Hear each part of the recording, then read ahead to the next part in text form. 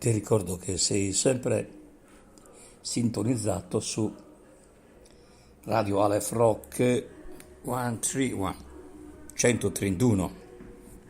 Oggi vorrei parlarvi di una escursione che è stata compiuta in una zona calcarea ma anche sabbiosa dalle parti di Campo Lazzaro nei territori limitrofi a Florinas. Ebbene, oggi vi parlo del finocchietto selvatico e della biettola nella zona di Florinas.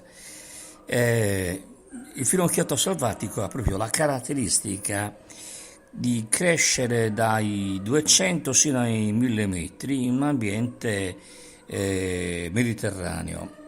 È un'erba spontanea che viene anche utilizzata in fitoterapia ed è un rimedio naturale famoso per delle sue proprietà diuretiche, antispasmodiche e antimiotiche, e viene anche utilizzato per disturbi gastrointestinali, addirittura anche per quanto riguarda le coliche dei neonati, e può essere somministrato con decotto, soprattutto con i suoi semi.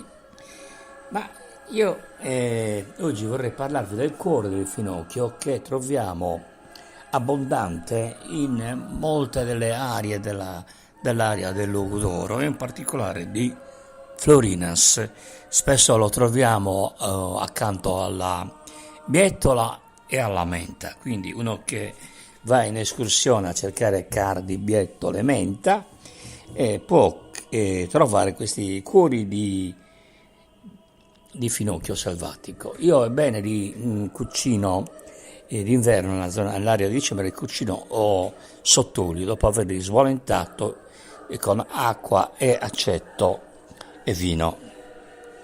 È molto importante anche per quanto riguarda lo stesso finocchietto selvatico il pesto. Generalmente se utilizzo del finocchietto selvatico ne uso 250 grammi con 50 grammi di mandorle e di pinoli. Metto un'idea anche di pecorino, quello forte di fiore sardo, un pizzichetto di sale e l'olio extravergine d'oliva che scelgo dalla zona di Muro, Scargeghe, ma anche lo stesso olio di Florinas e di Usini non sono male. Oppure posso utilizzare l'olio extravergine di oliva della Romancia. Per quanto riguarda l'aceto, si può usare qualsiasi tipo di aceto, l'importante è che sia mischiato con dell'acqua buona di sorgente, che abbia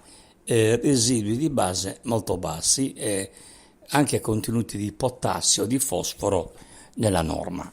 Detto questo, vi ricordo che abbiamo parlato di questa escursione all'area di Florinas e del suo mitico finocchietto selvatico. Vi ricordo altresì che siamo su Radio Aleph Rock 131, succursale di Radio Giostra. Lui Billy Rock vi ha parlato e buon ascolto a tutti per le prossime puntate.